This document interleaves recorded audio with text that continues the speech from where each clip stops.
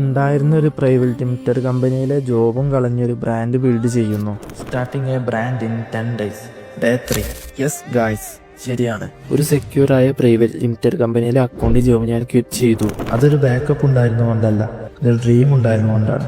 നിങ്ങൾക്ക് പലർക്കും ഉണ്ടായിരിക്കാവുന്ന ഒരു സ്വപ്നം. Starting A on startup. ഒരു സ്റ്റാർട്ടപ്പിൻ്റെ മെയിൻ പാർട്സാണ് ബ്രാൻഡ് നെയിമും ലോഗോയും ഡൊമൈൻ നെയിമും അതുപോലെ ലീഗൽ ഫോർമാലിറ്റീസും. ബ്രാൻഡ് നെയിമും ലോഗോയും നിങ്ങൾക്ക് അറിയുന്നത് പോലെ നമ്മൾ ഓൾറെഡി കണ്ടെത്തി കഴിഞ്ഞു. ഒരു ബ്രാൻഡിൻ്റെ ലോഗോ ആൻഡ് നെയിം എങ്ങനെ ആയിരിക്കണമെന്ന് നിങ്ങൾക്കറിയാമോ? സിമ്പിളായിട്ട് പറഞ്ഞു തരാം. ഇത് നിങ്ങളുടെ ബ്രാൻഡ് ലോഗോ ആണെന്ന് വിചാരിക്കുക. ഇതിപ്പോൾ എൻ്റെ കൈ കൊണ്ട് മറച്ചു കഴിഞ്ഞാൽ ഏത് ബ്രാൻഡാണെന്ന് നിങ്ങൾക്ക് മനസ്സിലാക്കാൻ കഴിയുമോ? ഉറപ്പായും കഴിയില്ല. ഇതുപോലെ തന്നെ ഞാൻ വേറെ ചില ബ്രാൻഡിൻ്റെ ലോഗോ മറച്ച പ്രൊഡക്ട്സ് കാണിച്ചു തരാം. അത് ഏത് ബ്രാൻഡാണെന്ന് നിങ്ങൾക്ക് കണ്ടുപിടിക്കാൻ കഴിയുമോ എന്ന് നോക്കൂ. ഇത് അല്ലെങ്കിൽ ഇത്, അതുമല്ലെങ്കിൽ ഇത്. ഇവ ഏതൊക്കെ ബ്രാൻഡാണെന്ന് നിങ്ങൾക്ക് ഈസി ആയിട്ട് കണ്ടെത്താൻ കഴിഞ്ഞിട്ടുണ്ടാകും. അതായത് റോൾസ് റോയ്സ് എന്ന കമ്പനി കാറല്ല സെയിൽ ചെയ്യുന്നത്, അവരുടെ ലക്ഷറീസ് ആണ്. അതുപോലെ തന്നെയാണ് നമ്മുടെ കമ്പനിയും. We sale the affordability. Affordable ആയിട്ടുള്ള പ്രീമിയം പ്രൊഡക്ട്സ് സാധാരണക്കാർക്ക് എത്തിച്ചു കൊടുക്കുക എന്നതാണ് നമ്മുടെ ലക്ഷ്യം.